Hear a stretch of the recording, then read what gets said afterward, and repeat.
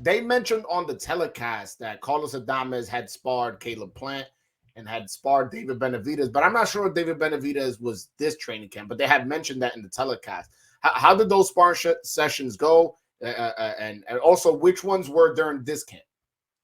The Caleb Plant was for this camp. The Benavidez, he had sparred him previously back in the past.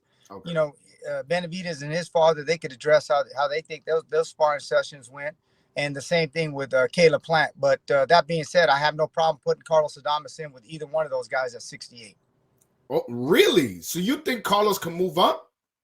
There's no doubt in my mind Adames can move up to 68. And there's no doubt in my mind that we'll beat Caleb Plant and those guys.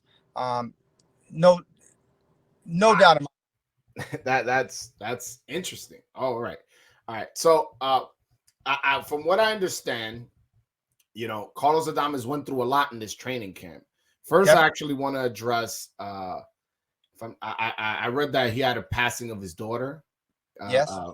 So could you elaborate on that and how that impacted the camp and how everything happened afterwards? Well, when we first got the word that we were going to be fighting Montiel, you know, in the very beginning of camp, his daughter, you know, he had to deal with the passing of his daughter, so he had to fly back home. You know, and that was tough. I remember him coming to me and said, "Coach, I got to go back home." I'm like, "Hey, we just started camp," and he's like, "You know, my baby died," so it was kind of just like disbelief, you know, at first. Like, I couldn't believe this was happening at the beginning of camp. I says, "Okay, go home and, you know, take care of what you need to take care of." And you hear it and you feel for the guy, but it really hit home for me when he was back in the Dominican and he was FaceTiming me and they had the casket and they're putting her in the ground. So that's when it really hit home for me, like, you know, wow.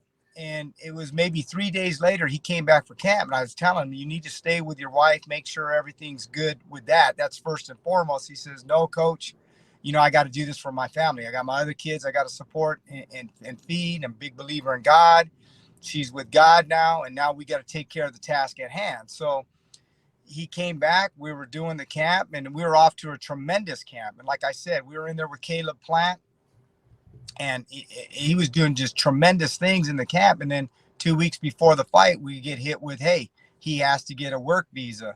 And that just really threw a monkey wrench in everything. And then to go through that logistically, to set up sparring in a Mexico City, 25.8 million people in the surrounding area. I mean, just to get to the store could take you God knows how long. So, and the food, I mean, what he had to go through, and then finally get the passport at the very last second. I mean, we were within an hour or 2 hours of that fight being canceled. Come in the night of the weigh-in, make weight.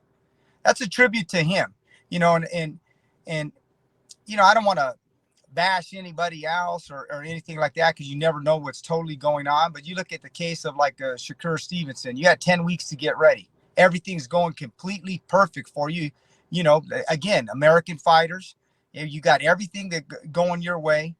They don't make it. Oh, it's okay. In the case with Adames now, can you imagine if he doesn't make weight, even going through all that? Oh, he's going to get ripped left from right. And you know that, and I know that. No, for sure.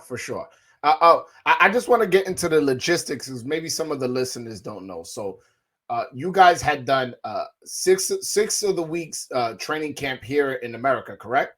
Yep, in Las Vegas. And then come 2 weeks out of the fight, you guys got the notification that Adames was on a tourist visa.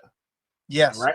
And in order for him to renew it to get a work visa, he had to be out the country. So you guys went from Las Vegas to set up camp in Mexico City. That's correct. All right. And once you guys are there, it's an adjustment period. What was that adjustment period like, as far as, you know, finding, you know, places to eat, finding, you know, what to cook with, find sparring, finding a gym, so on and so forth? What was that process like over there in Mexico? Well, what made it really tough is we were, you know, from the attorneys here in the United States, they're telling us, hey, you're going to get this work visa in 1 to 3 days. So we're thinking we're going out there for 1 day, pick up the visa and come back. As it turns out, every day, oh, it's coming in.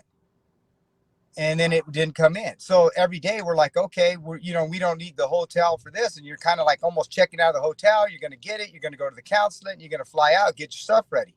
Then it wouldn't come in. And we had to rebook another hotel.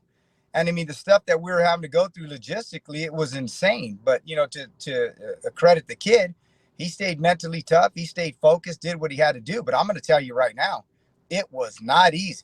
It was not easy. And just like to go to Ray Vargas's gym, it took us 2.5 hours one way, 2.5 hours back because of the traffic in Mexico City just to get a sparring session in. Yeah. And you're trying to make weight. That, to me, that's probably one of the hardest times in the camp, because now you're breaking weight. So you're breaking weight. You're trying to finalize the camp. You're not eating the type of foods that you want. You're not sleeping in your normal comfort zone and stuff like that. So I mean, it was brutal, but he got it done.